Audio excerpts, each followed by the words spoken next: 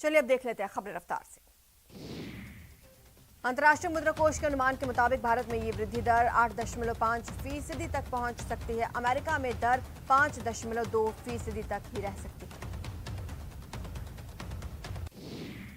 प्रधानमंत्री मोदी आज गतिशक्ति राष्ट्रीय मास्टर प्लान की शुरुआत करेंगे। रेल और सड़क सहित 16 मंत्रालयों को जोड़ने वाला एक डिजिटल मंच है।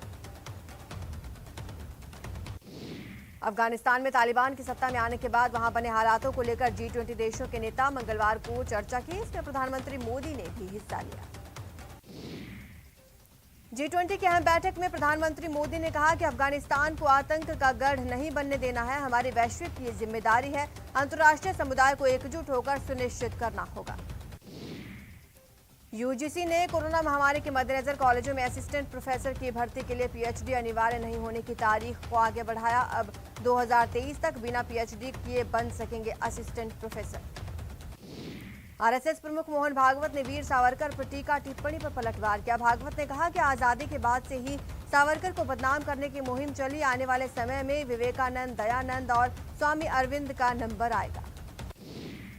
पीएम मोदी ने मानवाधिकार आयोग के स्थापना दिवस के कार्यक्रम को संबोधित किया। इस दौरान उन्होंने हाल की घटनाओं को लेकर विपक्ष पर तंज कसा। कहा, मानवाधिकार को राजनीतिक चश्मे से देखना देश को नुकसान पहुंचाता है।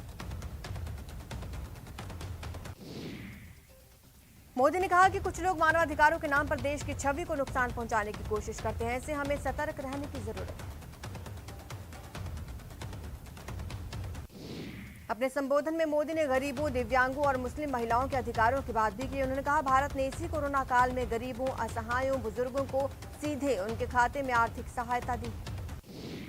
पीएम ने पैरालंपिक का जिक्र करते हुए कहा, हमारे दिव्यांग भाई बहनों की क्या शक्ति है, ये हमने हाल ही में पैरालंपिक में फिर अनुभव किया है। बीते वर्षों में दिव्यांगों को सशक्त करने के लिए कानून बनाए गए हैं। पीएम मोदी ने कहा, आज महिलाएं 24 घंटे सुरक्षा के साथ काम कर सकें, इसे सुनिश्चित किया जा रहा है। दुनिया के बड़े बड़े देश ऐसा नहीं कर पा रहे, लेकिन भारत आज करियर विमेन को 26 हफ्ते की पेड मैटरनिटी लीव दे रहा है। कोयला संकट को लेकर केंद्र सरकार की बड़ी बैठक। पीएमओ में मौजूदा हालातों और उसे निपटने को लेकर मंथन। इससे पहले सोमवार को केंद्रीय गृह मंत्री अमित शाह ने उच्च स्तरीय बैठक की।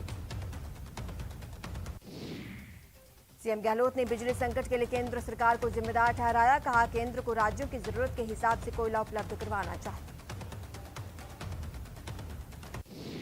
वहीं पूनिया ने राजस्थान में बिजली संकट के लिए गहलोत सरकार को जिम्मेदार ठहराया। कहा, राजस्थान सरकार की लापरवाही के चलते ये संकट बढ़ा है।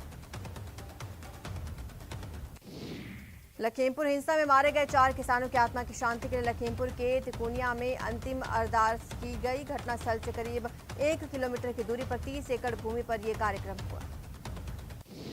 सीएम गहलोत ने पीलीबंगा की तुलना लखीमपुर कांड से करने वालों को बेवकूफ बताया। कहा, पीएम गृह मंत्री को यहां आना चाहिए और असलियत जाननी चाहिए।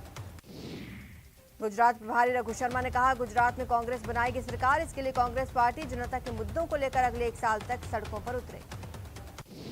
बीजेपी ने धरियावद वल्लभनगर विधानसभा उपचुनाव के लिए स्टार प्रचारकों की सूची तय कर दी है। स्टार प्रचारकों में सतीश पूनिया, अरुण सिंह, भूपेंद्र यादव समेत 20 नाम शामिल।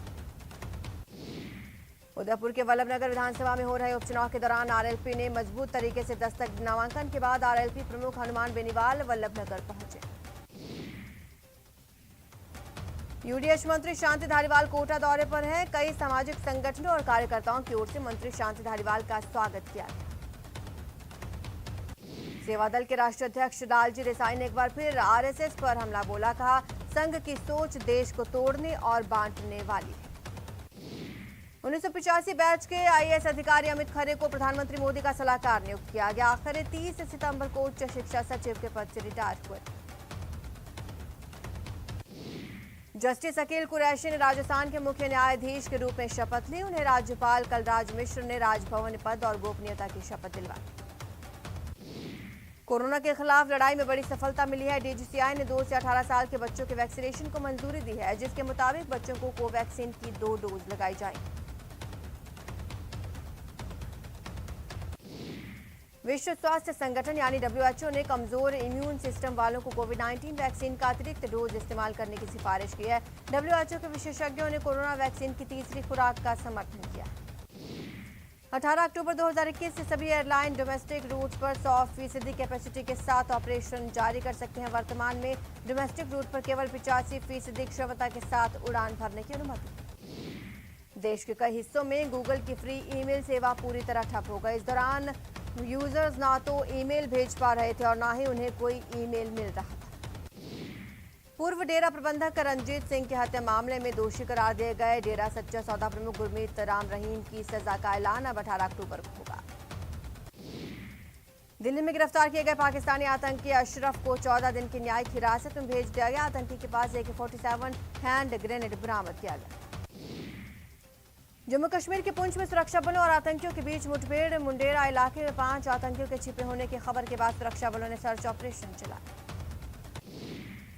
इससे पहले जम्मू कश्मीर के शोपियां में सुरक्षा बलों ने TRF के 3 आतंकियों को मार गिराया। सेना ने मौके से हथियार और गोला बारूद बरामद किया। रीट पेपर लीक मामले में बत्ती लाल मीणा समेत सभी 5 आरोपियों को कोर्ट ने 5 दिन की रिमांड पर SOG को सौंपा। 17 अक्टूबर को दोबारा आरोपियों की पेशी होगी। अधिवक्ता गिरिराज जोशी हत्याकांड में चित्तौड़गढ़ सेशन कोर्ट ने 6 दोषियों को आजीवन कारावास की सजा सुनाई। रंगदारी और फायरिंग मामले में अलवर पुलिस ने 4 बदमाशों को गिरफ्तार किया। गैंग के अभी 3 बदमाश फरार हैं, जिनकी तलाश जारी।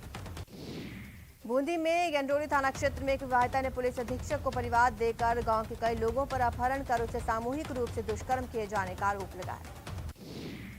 झुंझुनू के सूरजगढ़ इलाके में चोरी मामले में CCTV सामने आया, जिसके आधार पर पुलिस दोनों शातिर चोरों की तलाश में जुटी। झालावाड़ चोरों ने बिजली के 2 ट्रांसफार्मर्स को निशाना बनाया। तोड़फोड़ करके 450 लीटर तेल चुराकर फरार हुए। श्रीगंगानगर DST टीम की सूचना पर पुलिस ने सादोल शहर के वार्ड नंबर 11 में स्थित एक घर में दबिश दी। क्रिकेट सट्टा बुकी का भंडाफोड़ किया। एक युवक गिरफ्तार।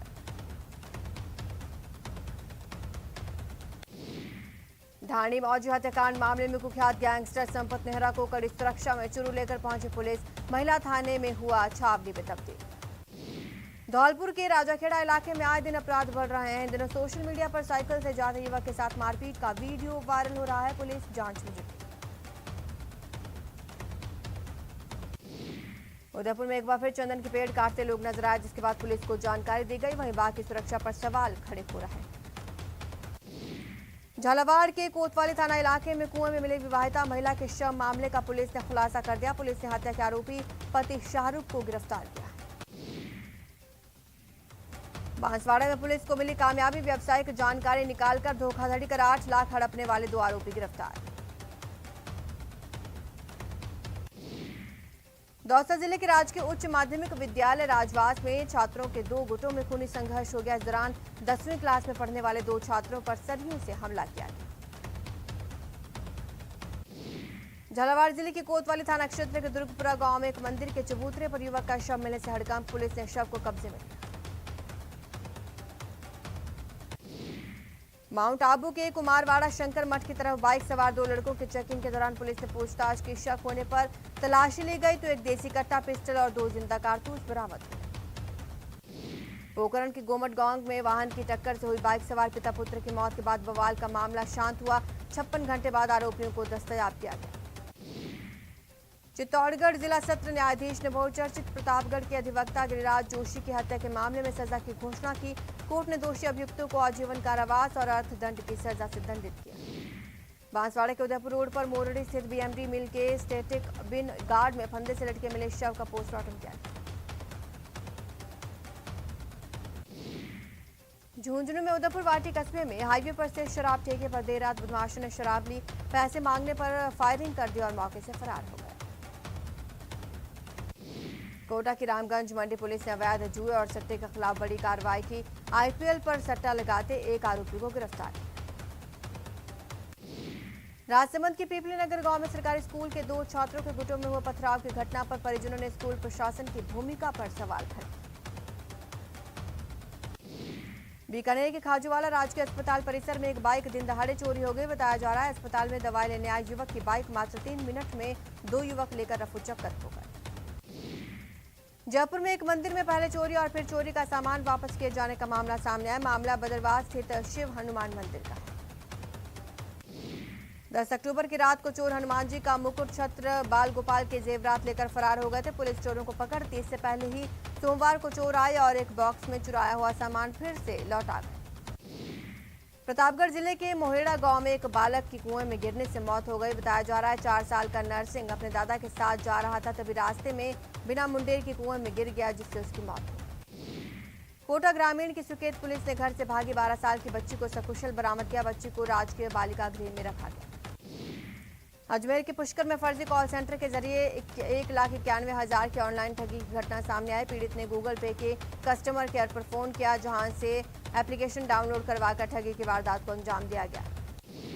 झुंझुनू के सूरजगढ़ में एक स्कूल बस ने बाइक सवार को ठोकर मार दी। हादसे में बाइक सवार गंभीर रूप से घायल। कोटा रेलवे स्टेशन के पैसेंजर यार्ड में देर रात उस वक्त हड़कंप मच गया जब एक इंजन तोड़ता हुआ बेपटरी हो गया। हालांकि हादसे में कोई हताहत नहीं हुआ। बूंदी कोतवाली थाना पुलिस ने चने से भरे ट्रक जब्त कर चालक को गिरफ्तार किया। उसके पास से 17 लाख रुपए बरामद। झुंझुनू पुलिस को बड़ी कामयाबी मिली। एटीएम चोरी की वारदातों में स्कॉर्पियो उपलब्ध करवाने वाला आरोपी गिरफ्तार हुआ है। यहां रुकेंगे छोटे से ब्रेक के लिए, जल्द हाजिर होंगे।